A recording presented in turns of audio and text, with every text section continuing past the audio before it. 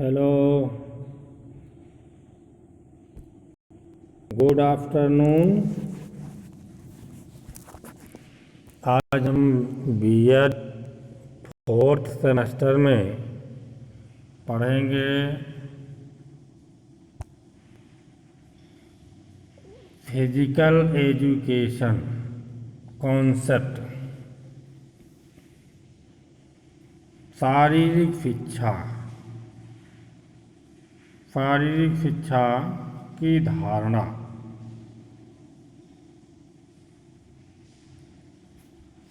देखिए, शारीरिक शिक्षा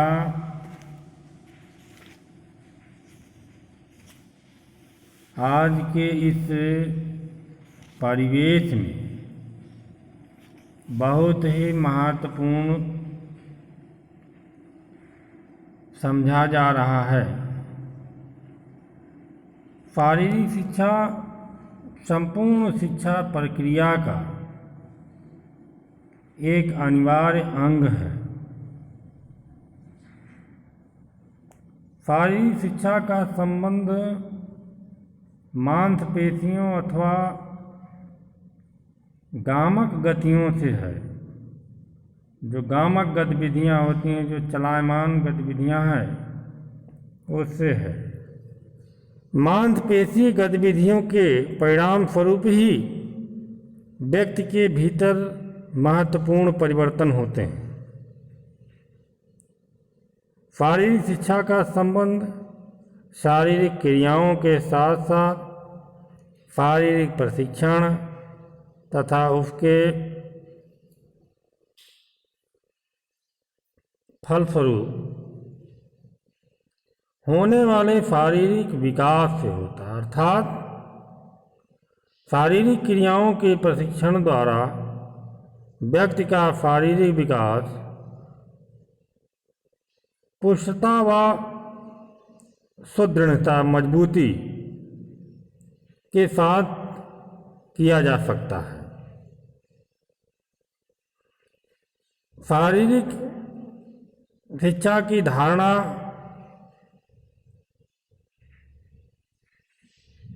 में संपूर्ण विकास होता है। शारीरिक विकास, मानसिक विकास, संवेगात्मक विकास, नैतिक विकास, सामाजिक विकास, चारित्रिक विकास यानी सर्वांगीण विकास, सर्वांगीण व्यक्तित्व का विकास होता है।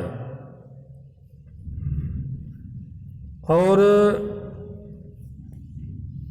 प्राथमिक एवं माध्यमिक शिक्षा के समय में पढ़ाया जाने वाला एक पाठ्यक्रम है। इस शिक्षा से तात्पर्य उन प्रक्रियाओं से है जो मनुष्य के शारीरिक विकास तथा कार्यों के समुचित संपादन में सहायक होती है। हमारे भारत देश में एक धारणा है, स्वस्थ शरीर में स्वस्थ मस्तिष्क का वास होता है।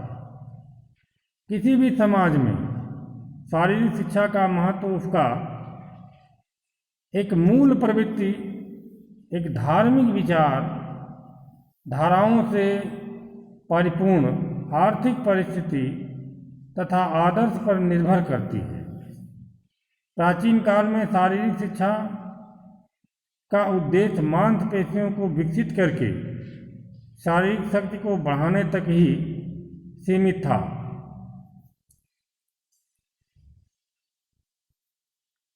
और इस सब का अर्थ यह था कि मनुष्य शिकार करने में, भार उठाने में, पेड़ों पर चढ़ने में,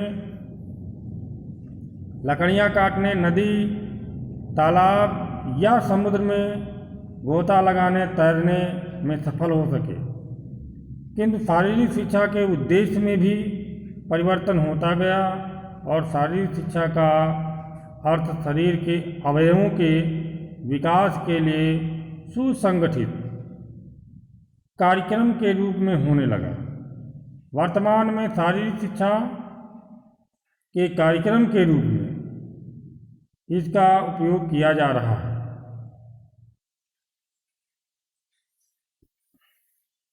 आज के परिवेश में व्यायाम, खेलकूद, मनोरंजन आदि के विषय प्रभावी कार्य कर रहे हैं। साथ ही साथ वैयक्तिक स्वास्थ्य तथा जन स्वाध्याय का भी इसमें स्थान दिया गया है। कार्यक्रमों को निर्धारित करने के लिए शारीरिक संरचना, रचना विज्ञान, शरीर रचना विज्ञान तथा शरीर क्रिया विज्ञान, मनोविज्ञान तथा समाज विज्ञान के सिद्धांतों से अधिकतम लाभ उठाया जाता है। वैयक्तिक रूप में शरीर विज्ञान शारीरिक शिक्षा का उद्देश्य शक्ति का विकास और नाड़ी स्नायु संबंधी कौशलों की वृद्धि करना तथा सामूहिक रूप में सामूहिकता की भावना को भी जागृत करना है। तो ये थी हमारे फिजिकल एजुकेशन की धारणा। अब हम देखेंगे शारीरिक शिक्षा की आवश्यकता, नीड फिजिकल एजुकेशन। शारीरिक शिक्षा की हमारे जीवन में क्या आवश्यकता है? ज्ञान केंद्रित शिक्षा, परीक्षा केंद्रित एवं शिक्षक केंद्रित शिक्षा प्रक्रिया में बालक का अस्तित्व गौण हो जाता है। तो इसकी तीव्र प्रतिक्रिया स्वरूप 20वीं शताब्दी के प्रथम दशक में बाल केंद्रित शिक्षा का आंदोलन प्रारंभ किया गया, यानी चाइल्ड सेंट्रल एजुकेशन का नाम दिया गया।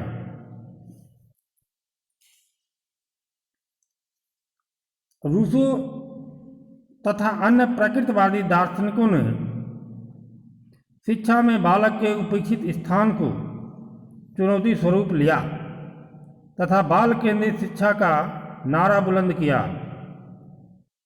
और बालक को प्राकृतिक एवं स्वतंत्र वातावरण में शिक्षा प्रदान करने पर बल दिया। यानी बालक को स्वतंत्र छोड़ दीजिए। अगर बच्चा स्वतंत्र रूप से कोई भी कार्य सीखता है तो उसमें जो त्रुटि होती है, अभ्यास, तत्परता जरूरी है। थॉर्नडाइक का सिद्धांत आप लोग पढ़े होंगे। तो बालक को स्वतंत्र छोड़ा जाए। उन्होंने सर्वथा बनावटी अथवा अप्राकृतिक शिक्षा पद्धति का विरोध किया तथा गो बैक टू नेचर का नारा बुलंद किया।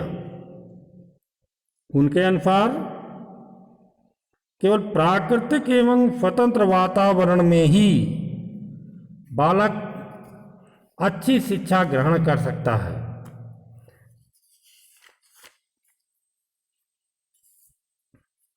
उसके स्वभाव में कुछ वृत्तियां एवं जन्मजात क्षमताओं का विकास संभव है।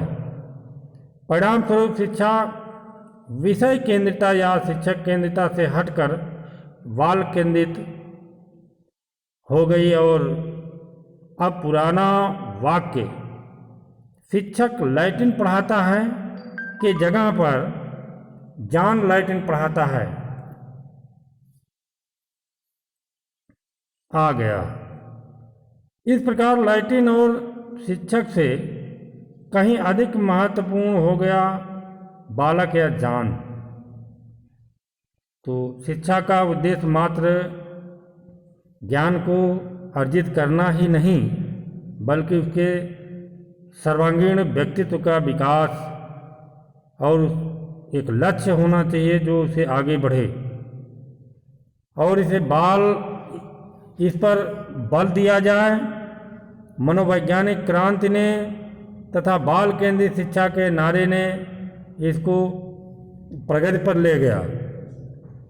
अतः अब बालक शिक्षा के लिए नहीं बल्कि शिक्षा बालक के लिए समझी जाने लगी। परिणाम यह हुआ कि बालक की योग्यताओं, रुचियों, आवश्यकताओं, पाठ्यक्रम उसके अनुरूप निर्धारण किया जाने लगा और ये प्रमुख मान लिया गया। बालक और उसका विकास, और वह भी चतुर्मुखी विकास, चतुर्मुखी उसके व्यक्तित्व का विकास,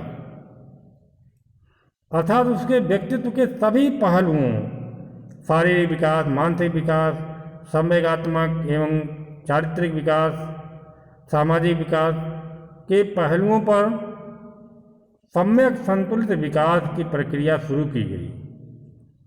तो जैसे हमने देखा कि जॉन ड्यूबी ने कहा था कि शिक्षा त्रिधुरी प्रक्रिया है, शिक्षार्थी, शिक्षक और पाठ्यक्रम। तो शीर्ष पर कौन होता है? शिक्षार्थी होता है, शिक्षा लेने वाला।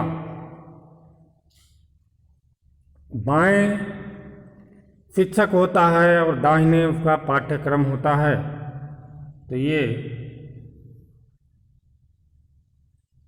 अब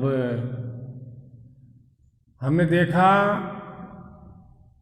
कि फिजिकल एजुकेशन का कॉन्सेप्ट क्या है और उसके हमारे जीवन में नीड क्या है, आवश्यकता क्या है, इस चीज़ पर हमने आज अध्ययन किया। Thank you.